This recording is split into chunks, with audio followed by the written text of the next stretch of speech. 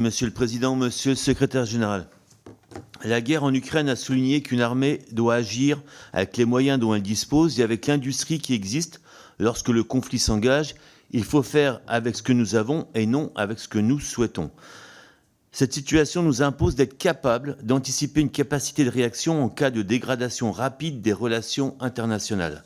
Pour cela, besoin d'une stratégie et d'une politique industrielle de défense permettant d'avoir la profondeur industrielle nécessaire pour accompagner les forces armées, non seulement par la qualité des matériels fournis, mais aussi par la capacité à les approvisionner dans la durée.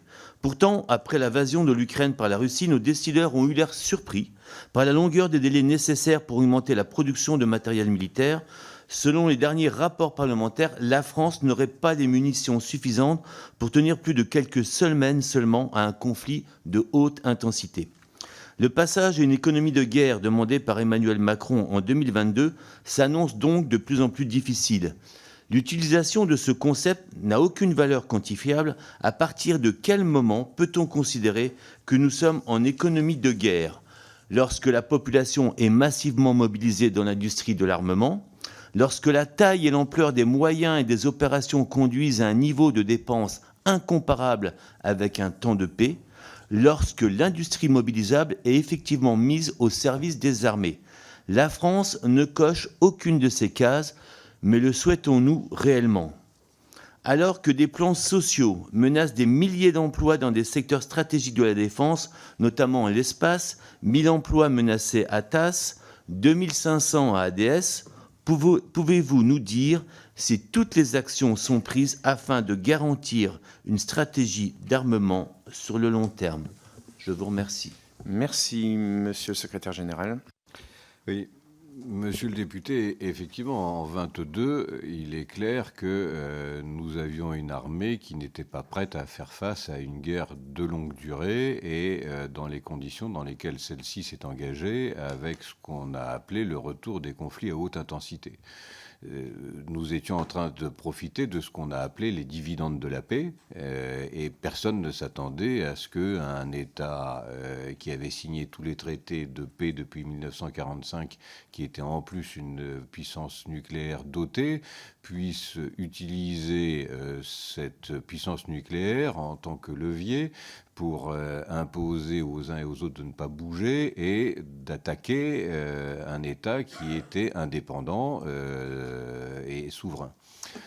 De ce point de vue-là, le fait que nous ayons eu, nous, une dissuasion nucléaire qui soit efficace, qui soit performante et qui ait permis justement de montrer que nous avions une possibilité de jouer, si je puis dire, la grammaire nucléaire, a été importante pour faire baisser un peu le ton au démarrage. De fait, il a fallu se réadapter et en effet, la loi de programmation militaire qui a été votée prévoit toute une série d'investissements, d'aménagements et de réorganisation pour se préparer à les situations d'économie de guerre que nous connaissons.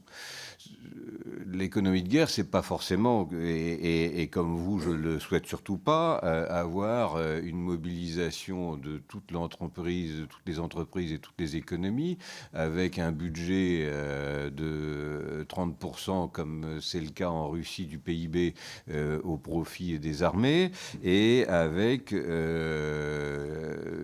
des difficultés pour le reste de la société, avec inflation et tout cela. Donc, je souhaite effectivement que ça puisse pas se produire, mais du coup, il faut s'y préparer. Donc, ça veut dire effectivement qu'il faut que nous puissions continuer à aider nos entreprises à investir, à disposer de matériel suffisant et à pouvoir réagir dans le cadre d'une alliance. Nous ne sommes pas seuls, nous sommes dans l'OTAN, nous sommes dans l'Union européenne. Il y a donc des dispositifs de défense qui sont mis en place pour que nous puissions avoir une coordination et que nous puissions avoir une cohérence dans les moyens entre les uns et les autres. Pour vous donner un seul exemple, nous avons des chars Leclerc moins de 200. Est-ce qu'il faut en avoir plusieurs milliers quand il y a les chars Léopard de nos alliés qui sont en nombre suffisant et qui sont capables d'intervenir? Donc il y a une répartition et il y a un partage de l'effort qui doit être fait entre alliés pour justement pouvoir jouer efficacement cette capacité à réagir. Donc voilà ce que je peux vous indiquer sur ce sujet.